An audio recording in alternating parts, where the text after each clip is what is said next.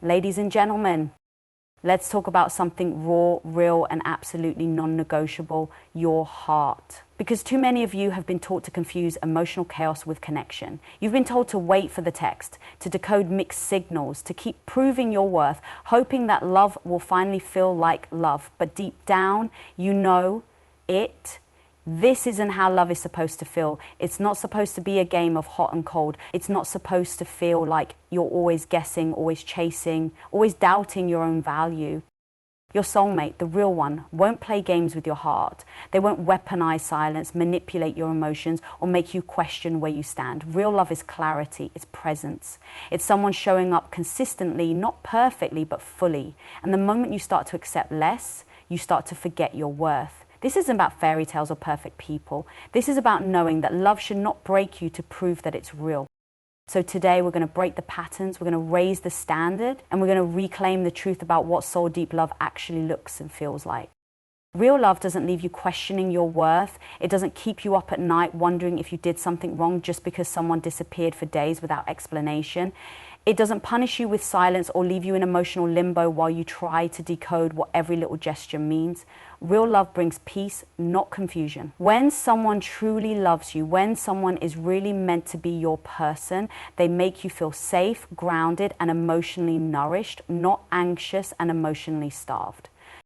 We live in a world that often glamorizes the roller coaster. People confuse instability with passion. We're told that love should feel like butterflies, an obsession and longing. But those butterflies, sometimes they're just your body reacting to emotional unpredictability. Sometimes your nervous system has been conditioned to crave chaos, to romanticize inconsistency, to think that if love doesn't hurt, it isn't deep. But love that lasts, love that heals, love that feels like home, it's steady, it's quiet confidence, it's the calm, not the storm. If someone constantly leaves you feeling unsure, if they pull you close only to push you away, that's not love, it's control. If you find yourself walking on eggshells, hiding your truth, minimizing your needs so you don't scare them off, that's not love, it's fear. And love should never feel like fear. You shouldn't have to lose yourself to be loved. You shouldn't have to twist, bend, or shrink to hold on to someone who is never showing up for you fully in the first place. Real love communicates even when it's hard. It doesn't ghost, it doesn't withhold, it doesn't weaponize distance. Real love makes space for your feelings, it lets you breathe, it listens to understand, not to win, and more than anything, it allows you to show up as your full, unfiltered self without the fear of being too much or not enough. When love is real, there are no games, there's no performance. You're not auditioning for a role in someone else's fantasy. You're not being strung along while they figure out if you're worth it. In real love, your presence is the answer. Your heart is enough. Your truth is welcome. And yes, even soulmates will have disagreements. Even real love will have rough edges. But the difference is, with the right person, those moments become opportunities to grow, not reasons to run. With the right person, conflict doesn't become a weapon, it becomes a mirror. And in those moments, you feel held, not hurt, supported, not manipulated. The peace that comes with real love isn't just in how they treat you when things are easy. It's in how they show up when things are hard. It's in the consistency, the respect, the willingness to stay present even when it's uncomfortable.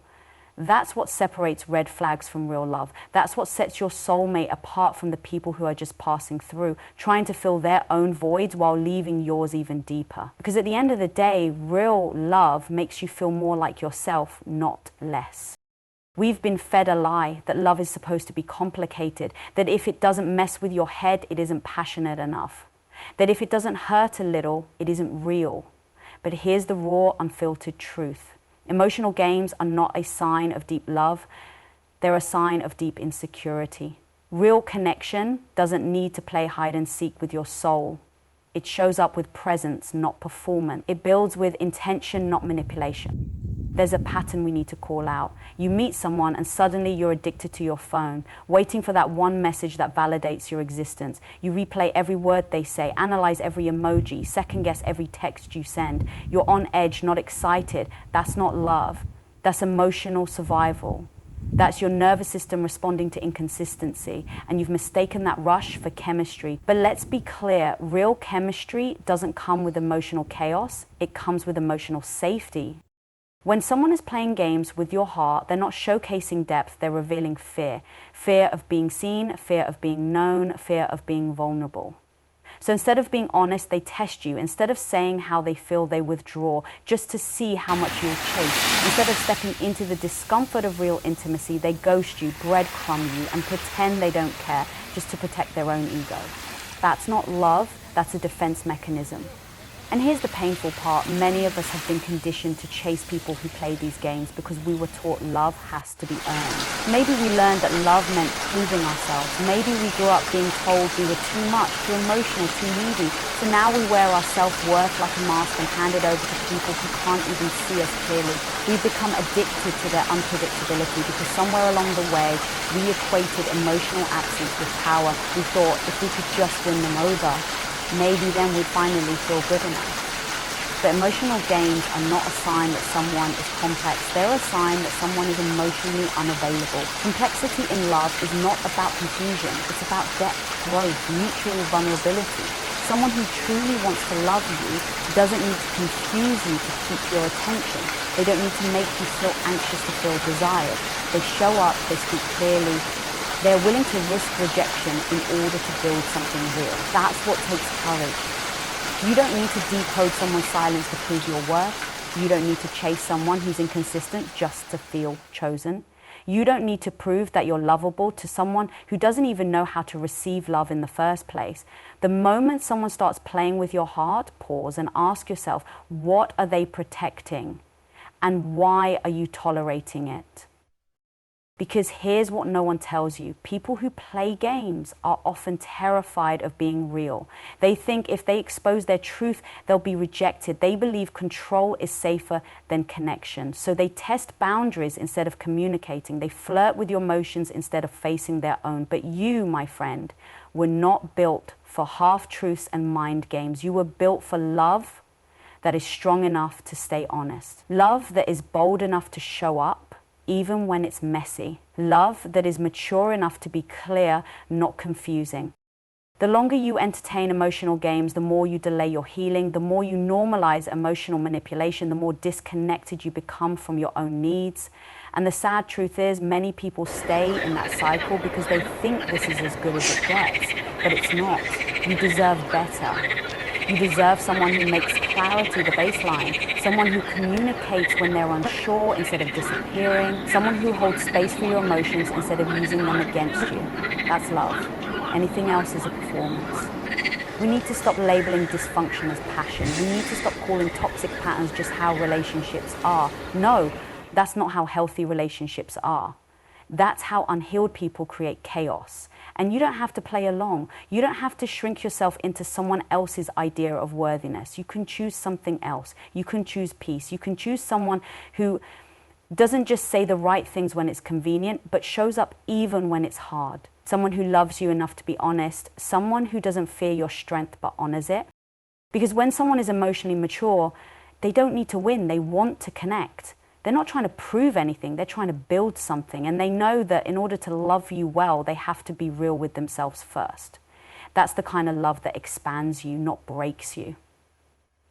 That's the kind of love that heals, not wounds. So the next time you feel pulled into someone's emotional game, remind yourself, depth doesn't hide, truth doesn't manipulate, and love, real, lasting, honest love, never has to be earned through pain. It chooses you with clarity, not confusion. Every single time. We live in a world that often mistakes emotional reactions for emotional connection, but the truth is, someone who triggers your highs and lows like a roller coaster isn't necessarily your person. A true soulmate doesn't fall in love with your reactions, they fall in love with your heart. They don't just show up when you're explosive or passionate or broken down in tears. They stay because they see the soul underneath all of it. The quiet parts, the real parts, the parts you don't even show the world because you're scared they might be too much or not enough. Someone who values your heart is not obsessed with provoking a response. They're not trying to get a rise out of you just to feel significant. They don't create chaos and then stand back to watch how hard you fight to prove your love. That's not love. That's a game rooted in ego. But love, real, soul-aligned, gut-level love, that sees your heart for what it is, pure, powerful, and worthy of protection. Not performance, When someone only responds to your emotions, they're not loving you, they're loving the drama. And when we confuse that for intensity, we often allow ourselves to stay in cycles that aren't built on trust, but on emotional volatility. You begin to feel like love has to look like arguing until 2 a.m., breaking up to make up, crying just to feel heard. But love doesn't have to feel like survival. It can feel like a deep exhale, like safety, like peace. And the person who's truly meant for you will understand that the goal is not to see how much they can trigger you, but how deeply they can understand you. Your heart doesn't need to be tested to prove its depth. It needs to be seen, held, and heard without condition. That means your soulmate isn't going to constantly poke at your wounds just to watch you bleed. They won't disappear to watch you unravel, and they won't provoke arguments to measure how much you care. That kind of behavior isn't emotional intelligence, it's emotional immaturity. And it's often the product of someone who's never learnt how to hold space for love without needing to control it. A true soulmate listens without needing to fix you. They don't get defensive when you bring up something hard. They lean in, not away. They ask questions, not to manipulate, but to connect. Because they're not afraid of your feelings, they're strong enough to hold them with you.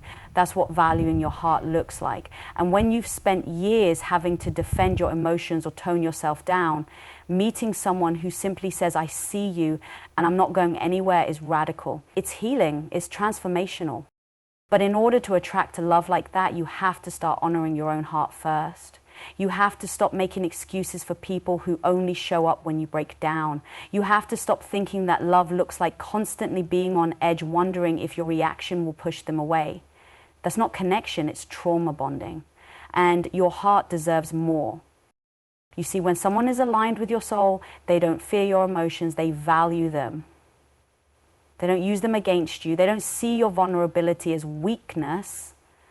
They see it as the doorway to intimacy. That means when you say, I feel hurt, they don't flip it back on you. They don't gaslight you or shame you for being too emotional. They hold that space with grace, even if they don't fully understand it in the moment. Because love is about meeting each other in the middle, not standing across the room waiting for someone to beg for attention.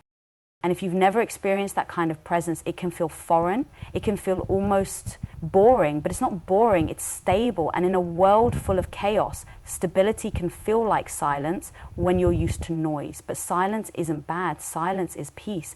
And when you start to heal, you begin to crave that. You begin to recognize that being calm in a relationship isn't a sign that something's missing.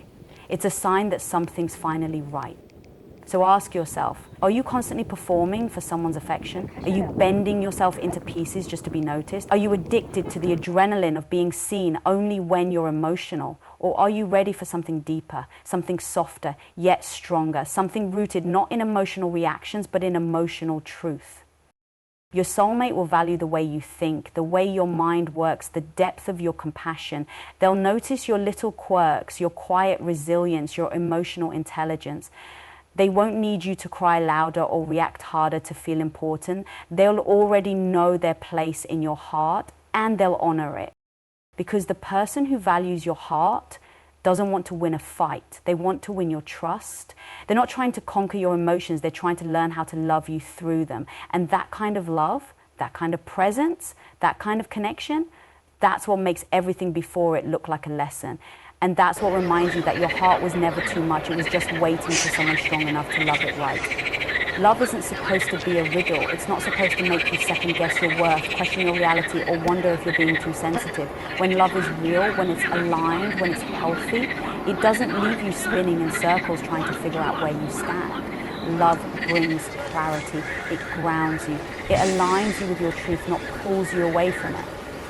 We've normalized confusion. We've romanticized inconsistency. We've been taught that if someone leaves you wondering, it must mean they're deep. That if they can't express themselves, it must be because their love is complicated. But no, real love isn't complicated. People might be complicated, but love is honest. Love is clear. Love doesn't thrive in confusion. It thrives in consistency, in communication, in truth-telling, even when it's uncomfortable.